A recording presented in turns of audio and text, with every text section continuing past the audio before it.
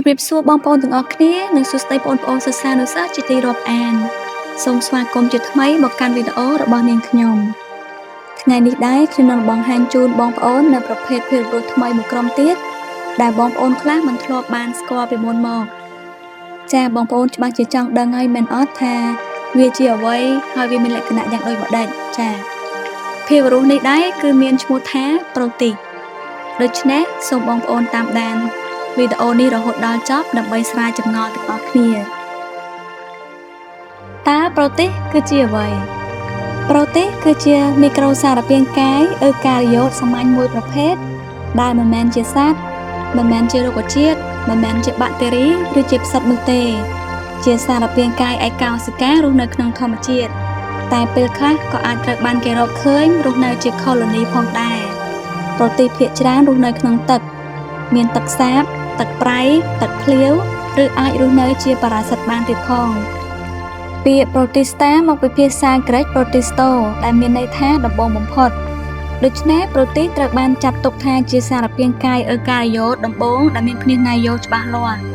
ប្រភេទខ្លះមានអង្គធាតុជួយចលនាដូចជា Flagell រោមញ័រនិងជើងបញ្ឆោត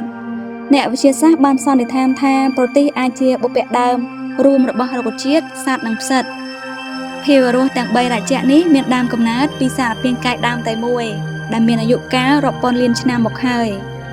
បានវិវត្តបន្តទៅជារុក្ខជាតិសត្វនិងផ្សិតសពថ្ងៃនេះនៅក្នុងប្រព័ន្ធចំណាត់ថ្នាក់5រយៈប្រូទីសឈរលំដាប់ទី2លក្ខណៈទូទៅរបស់ប្រូទីសលក្ខណៈសម្គាល់សំខាន់បំផុតរបស់ប្រូទីសគឺជាសារពាង្គកាយអ៊ឺការីយ៉ូតឯកោសិការស់នៅក្នុងទឹកក្នុងដីនិងតំបន់ដែលសើមពេលខ្លះក៏មានប្រភេទជាពហុកោសិកាដែរដូចជា kelp ដែលយើងហៅថាស្មៅសមុទ្រអាចលូតលាស់រហូតដល់35ម៉ែត្រមានណៃយ៉ូនិងភ្នាសកោសិកាដោយអ៊ឺការីយ៉ូតដទៃទៀតអាចជាស្វ័យជីបឬបជីបមានទំនាក់ទំនងសហប្រាណនៅក្នុងធម្មជាតិមានប្រភេទប៉ារ៉ាស៊ីតដូចជា Trypanosoma ដែលបណ្ដាលឲ្យកើតជំងឺងុយដេក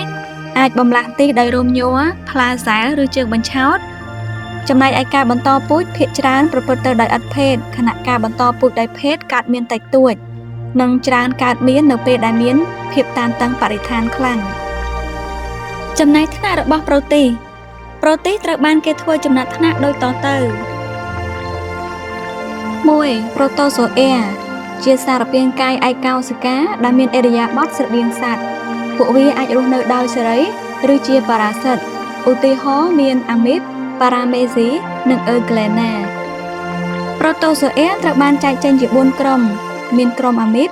ក្រុមមាន Flagell ក្រុមមានរោមញ័រនិងក្រុម Sporozoa 2. ផ្សិត Slime Mold គឺជាសារពាង្គកាយសារប្រភេទដែលចិញ្ចឹមជីវិតលើសាកសពសត្វនិងរុក្ខជាតិ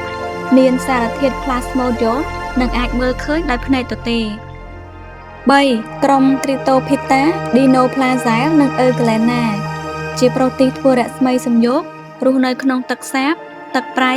និងមានតួនាទីសំខាន់ក្នុងបរិស្ថានទឹកលក្ខណៈអេកូឡូស៊ីនិងតួនាទីក្នុងធម្មជាតិប្រូទីសមានវត្តមានស្ទើរគ្រប់ទីកន្លែងលើផែនដីនិងដើរតួនាទីយ៉ាងសំខាន់ក្នុងប្រព័ន្ធអេកូឡូស៊ីពីព្រោះប្រូទីសជាគ្រឹះនៃច្រវាក់អាហារជាអ្នកផលិតអុកស៊ីហ្សែនជាអ្នកជួយដល់វដ្តសារធាតុចិញ្ចឹមនិងសារធាតុរ៉ែនានាជាអ្នកបំបែកសារធាតុកំផ្លិចនៅក្នុងដីជាសារពាង្គកាយឲ្យការឬយើងហៅថាជា bio indicator ចំពោះគុណភាពទឹកនិងជាប្រភពអាហារសម្រាប់សត្វសមុទ្រជាច្រើនចាវីដេអូរបស់នាងខ្ញុំឈានដល់ទីបញ្ចប់សូមអរគុណបងប្អូនទាំងអស់គ្នាដែលបានទស្សនានាងខ្ញុំសង្ឃឹមថាតាមរយៈវីដេអូនេះបងប្អូនទទួលបានចំណេះដឹងខ្លះៗពាក់ព័ន្ធនឹងជីវិតមីក្រូសារពាង្គកាយបើទោះបីជាយើងមិនអាចមើលឃើញនឹងភ្នែកប៉ុន្តែមានភាវរស់ដែលទទួលផលពីពួកវាផ្ទាល់ទើបដឹងថាមីក្រូសារពាង្គកាយទាំងនោះមានអត្ថប្រយោជន៍សម្រាប់ពួកគេកម្រិតណា